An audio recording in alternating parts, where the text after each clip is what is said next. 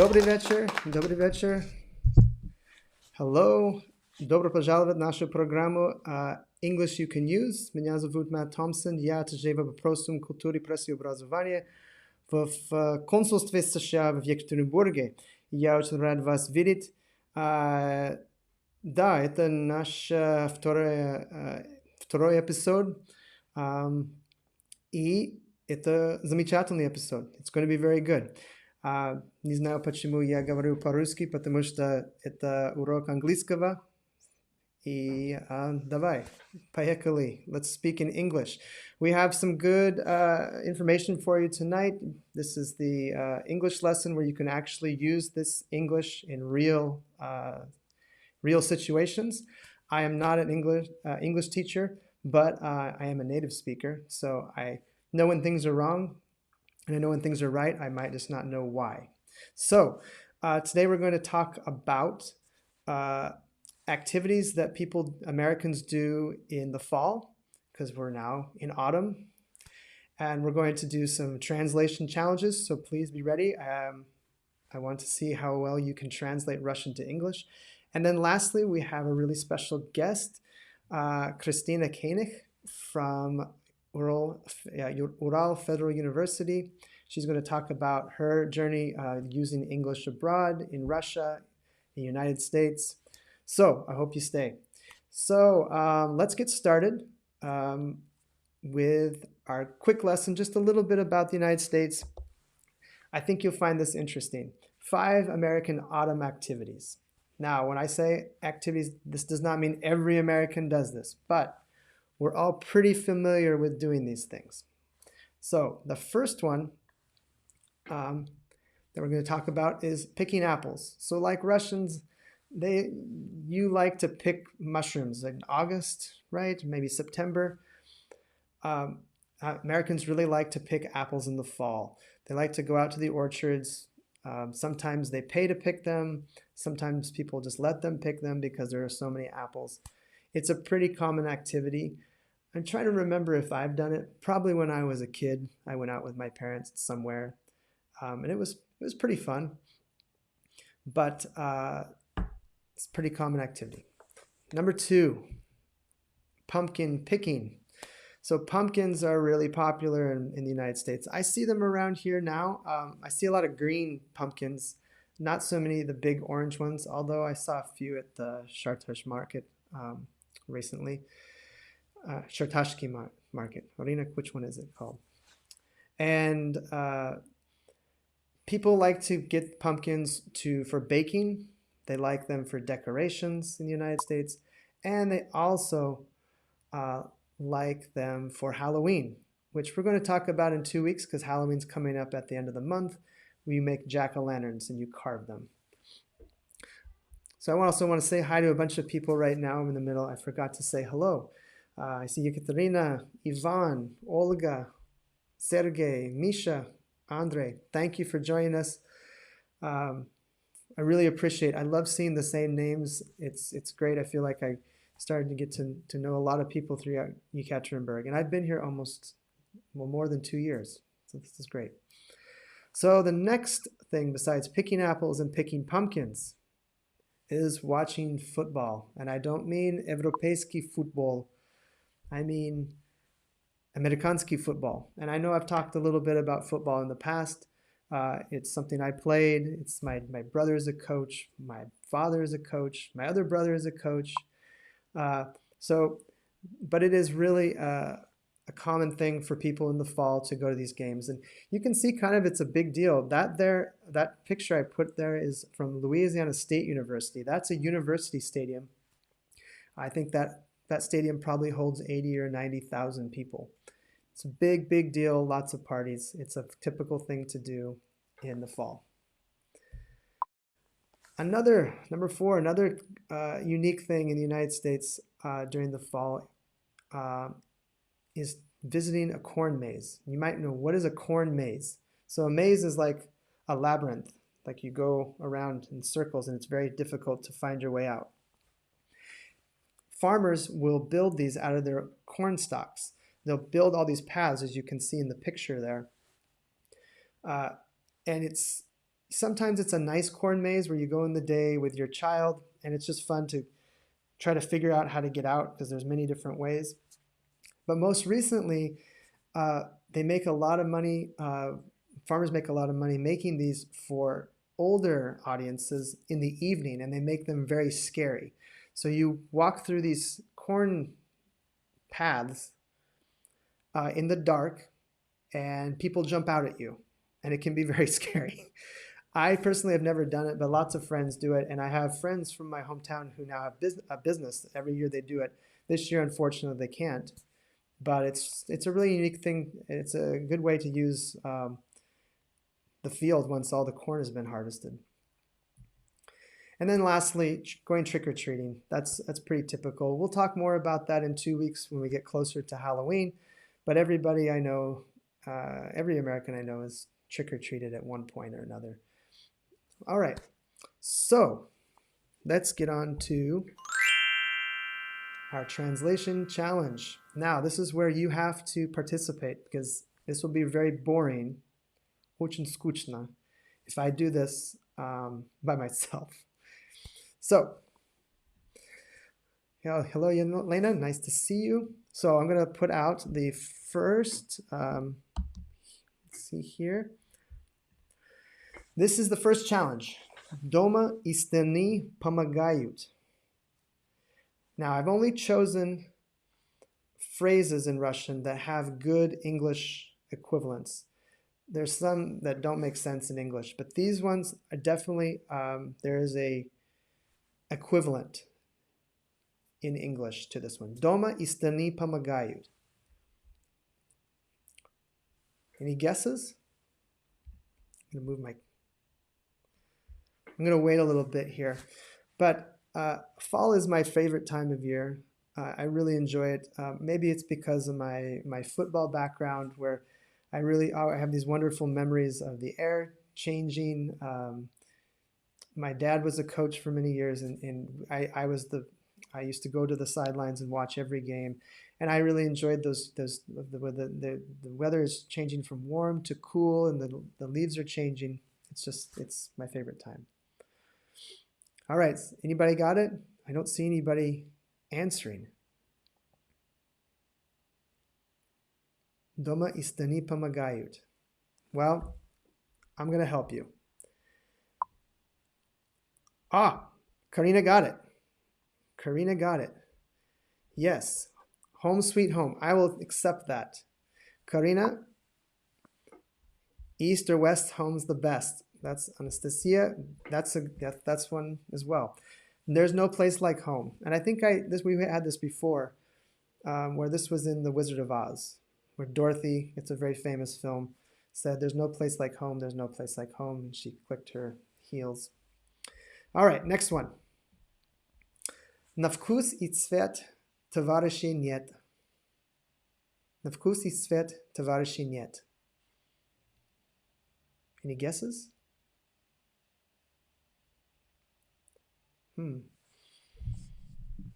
Let me know. I can literally say, on taste and color, there are no friends. I don't think that's it. Any guesses? Give it a shot.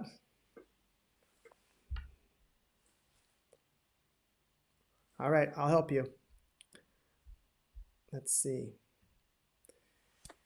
To each his own. So you can use this one pretty easily. To each his own, to each her own. This is a pretty common phrase in English. If you say, I like chocolate and you like vanilla, well, to each their own, to each his own. So remember that one. You can use this. Anastasia says, tastes differ. That's literally what it means, but this is the kind of the traditional phrase. All right. And I got one more for you. And I'm not going to pronounce this right because I've never seen this word. Где хотенье, хотенье, там и умнее. Умнее. Там и умнее. Где хотенье, там и умнее. We got Elena here saying,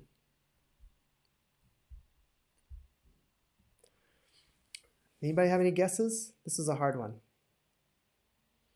But the English one you will want to learn because it's very good to use.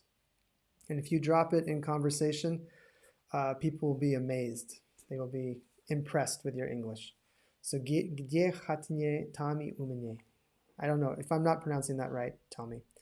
So this is what it is. Where there's a will, there's a way. Ah, Elena got it. Yes. Elena got it. Oh, I'm covering up all your comments here. Sorry about that. Everyone makes his own by himself. That's a good guess, Ivan. And it's right. It's the right sentiment. Elena got it correct. Where there's a will, there's a way. So use that. Remember that phrase for later, because many Americans use it. So with that done, now it leads me to our interview here. Hello, Christina. Hi. Can we hear you? Let's see here. I hope so. Volume a little bit. All right. Nice to see you. Welcome. Thank you for joining us this evening. Hi. Thank you, Matt. Thanks for having me. So Christina works in the International Students Department, correct? Or how would you describe Yes, it? I worked in the Department of International Education Programs. So we work with international students, but we are doing rather short-term schools, not full degree programs. Correct. And how long have you worked there? I've been working here for 2 years. I think, yeah, it's been almost 2 years. Mm-hmm. So far, I loved it because it helps me, yeah, to meet new people from different countries, to be their host in Russia. I think it's really important for me to welcome foreigners over here because I used to be a foreigner in different country as well, as you know. And yeah, I think I know what difficulties they usually face over here. So tell So I us try to about, help so them. you lived abroad in South Africa, correct? Yes, that's A- correct. Yeah. And you also lived and worked in the United States for one summer with the work and travel program, summer work travel Yeah, program. as a part of work and travel program. Yeah. Yeah. And in case if It was a unique experience. Yeah, because it was 2011 year, and I used to stay in North Carolina. And in 2011, there was an Irene hurricane over that summer. Oh, So wow. I think really I had I had the best experience in terms of, for example, how American people can deal with such disasters because the place where I stayed it was completely flooded, Hmm. and I could see how people get together from the entire street and they're trying to renovate their gardens, their pavements. It was amazing how people actually cooperate, trying to paint, help each other, throw away their wet furniture and things like this. It was super impressive. Yeah, I think people have had to adapt because it's very common down there for hurricanes. I know nothing about that. I've never lived in that part of the country, but wow, what an experience. And I wanted to just, you said summer work and travel program, just in case nobody knows. That's a specific program run through the State Department where young people can they get jobs to work for the summer. It's a great opportunity just to get to know American culture, and I'll also earn some money. So I'm really glad that you had a positive experience. Every person I've talked to, they always say, "Yeah, that was amazing," and their English is always a much higher level because they had that daily interaction. You hear so many things. So I'm glad that was you got that. Yeah, Um, it really helped a lot because this is the practical usage of the language. And to be honest, when we just landed to JFK terminal and we went to the Greyhound bus station, it was like, I don't know, freakishly and at the same time surprising experience for us because really we didn't know how to get around. It was the biggest city in the world and the biggest city where we've been to so far. And I also remember that it was very hard to recognize the accents because everyone in New York spoke different accents, and it ah, really took a while for us to understand what people are saying at the bus station, what do they want from us, and really, it was like a heat wave because we thought, okay, we speak English, we know it. I mean, we can get around, but when you come there, yes, it's absolutely different experience. But After some time, you realize that yes, this is how you can develop certain communicative skills because, well, you have nowhere to escape. You have nowhere to Yes. ask to help Yes. you to translate maybe or anything else. And really, it was amazing. Back then, we didn't have actually gadgets because it was 9 years ago, so we could not go and search the word in Google Translate or something like this. Mhm. Like we had to somehow cope, and it helped really. Yeah, there's no Google Translate to lean on. That's true. So tell me how you're using English today at your job. I think you maintain the website, which is all in English for the department. But what other things? How else do you use English in your daily life? Yeah, nowadays I can say that at work I use English language more than Russian because we are basically dealing only with international educational programs. So for this, we need to make a promo campaign, we need to organize the website, we need to prepare the educational program, and everything is in English. So as I told you before, and I want to say to my listeners that yeah, I'm managing the website in English, and we don't even have a Russian version because the majority of our customers or people who visiting the specific page Hmm. at university that regards that related to our programs, it's only in English.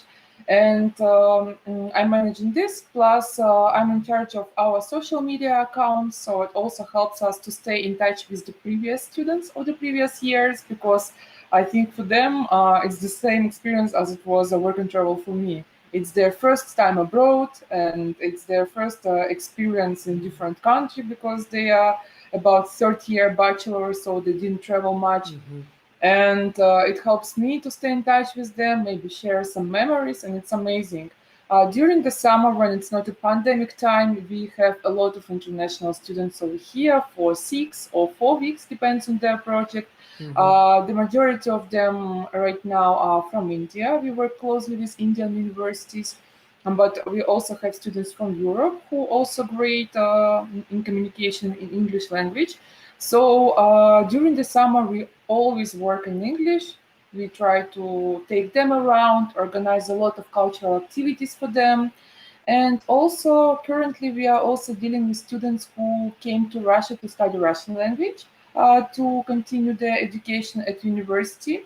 So, again, to help them with their documentation and application processes, we also usually communicate in English.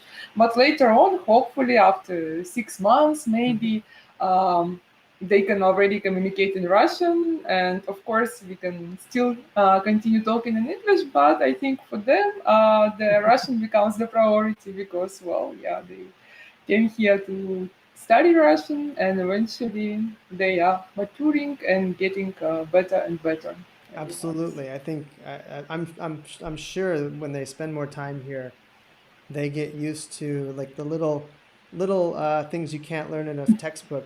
Things that I've learned is what people say. Uh, Nilichny is ili biznal. And the first time I heard beznal, I Да. had no idea what they're talking about. What's beznal? Beznalichny. And it's Yes. credit card. Or nasvyazi. It's like, so those Yeah, you are, know, my favorite moments are when I come to the Department of Russian Language and I see two foreigners, for example, who maybe one of them doesn't speak English well, and they start communicating Russian. For example, there can be a person from Colombia and there can be a person from China, and they sit together and start talking in Russian language, and it's so cute, just like ты как сюда приехал на маршрутке, какая маршрутка, well, I and so think on. It's so cute.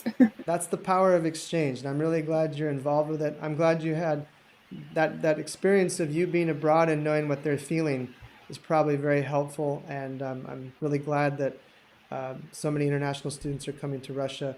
I know there's at least one American at Urfu, and maybe there's a few more. But that's a Yeah. wonderful. I hope it continues and it grows as well as Russians going to the U.S. Yeah, I hope so too, because it's really wonderful that people are interested in my culture and that they keep on coming here and that I can actually host them.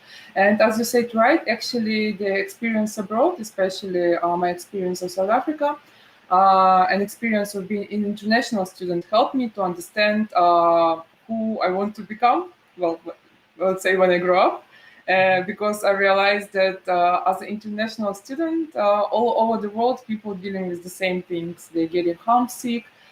They don't have people to communicate with, like maybe close friends, Mhm. or sometimes they also have language barriers. Even if you come to an English-speaking country, sometimes and you speak English, for instance, it's still there can be a language barrier for the first period of time. And for me, it was the same. Like I had some adaptation period in South Africa as well. So when I came back to my university, I realized, okay, I really want to work closely with adaptation. I really want to help international students to feel like home here because when they come, it's it's absolutely new world for them. Everything is in Cyrillic language, and then they have to go through this application process to register to get into the dormitory, and dormitory is another challenge. Like if you didn't live with different people before, and now, for example, you have different roommates. For some people, it can be exciting. For some people, it's a challenge, and it's great if there is a person who can say, "Listen, I've been in your shoes. I know what you're going through now, and yeah, I'm willing to help you as much as I can." I totally agree with you. Безусловно. Last question. I wanted to ask you, is there any movie or book or something that you read in English or watched in English that really um, inspired you to keep improving your English, or something you really enjoy? Like that's a hard thing to do in a foreign language, but maybe you have a recommendation for our audience here for something they might not know about. Yes, I wanted to share maybe a movie that is not very famous in big circles. I don't even remember the name of the director because I think it maybe was the only famous movie the director has made. But one of the greatest movie I've seen was A Love Song for Bobby Long. I don't know if you watched this movie. A love song for Bobby It Long? Yeah, No. the actors over there are Scarlett Johansson and John Travolta. Oh. And this movie was based in New Orleans, and Mm. it's got amazing background music, like filled with blues, and the atmosphere of the movie is so slow. I really like slow movies, and nowadays there are more dynamic movies going on in the cinema. But this movie just shows, like for example, some landscapes and the atmosphere of New Orleans. And I don't know, it was giving me goosebumps, and I really regretted that I didn't have a chance to visit that part of the USA when I was during my work and travel program in That's a 2011. So it's called So Long Song yeah, to for me it was an amazing it's called Long movie. Song Yeah, a for love song Bobby Jones. Is that right? for Bobby Long, a love Bobby song Long. for Bobby Long Long. Song for Bobby Long. Okay, I'll look that Yeah. up and put it in the comments section for other people to find out about. Thank you so much. Thanks. Yeah, I am not gonna give any spoilers, but Okay. yeah, it's really interesting movie with nice music, with nice dialogues, and also I remember that one of the characters in the movie, she used to travel with a suitcase, and this suitcase was filled with books, only books, no clothes, nothing, just books. Just And books. I remember that there were like favorite book collections of a person, and I thought, okay, I really want to do the same because whenever I go somewhere for a long time, I really start missing my books because I also have my favorite collection, and I wish I could take them with me actually. Very heavy to do So that. yes, this is the next point. The next point is my favorite book, right? So over here, because I lived in South Africa, I actually wanted to promote some of the South African literature for you.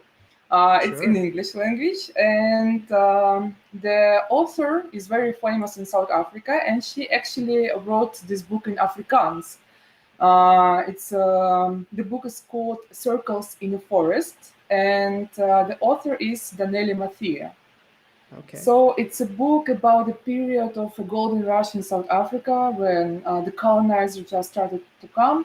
And it showed the period of transmission between the Dutch colonization and English colonization. For Hmm. example, how people were changing the lifestyle of Dutch people, the English people, and also it's a story about the elephants who actually got suffered because they lived in the forest, Oh, wow. and eventually people start to search for the new mines and hunting for the tusks because the Oh, tusks were also like a white gold over the there. ivory So it's a trade. super powerful book, and yeah, I think it was one of the greatest book I ever read. Well, those are two great So I recommendations really for recommend. all of you out there. Well, we're out of time. We're at the end of our planned time. Thank you so much for sharing your story and talking just a little bit about what's going on at the International Education Department at ERFU. We hope you can come back and talk Thank you. to us again. And Thank you so much. It was a real pleasure to spend time with you. And dear listeners, thank you for joining us for this conversation. Also, Matt, I can say that your quiz was super challenging, even for me, and it was fun. So I will try to join your meetings as often as possible because it was really interesting. come back. Yeah, there's always something I think every level of English learner can learn. It can be advanced or it can be very simple stuff. So, all right. Yeah, with pleasure. All right. Well, take care. Talk Thanks, to you Matt. soon. Take care. Okay, это все, like they say in Russian. That's all. We'll see you back in 2 weeks on October 27th on a Tuesday. We probably will keep it at this time. Um, and please tell others if you think that they could use help with their English. This is usually there's things for all learners at different levels. So I hope to see you again. If not, have a great night, be kind, and keep an open mind. Take care.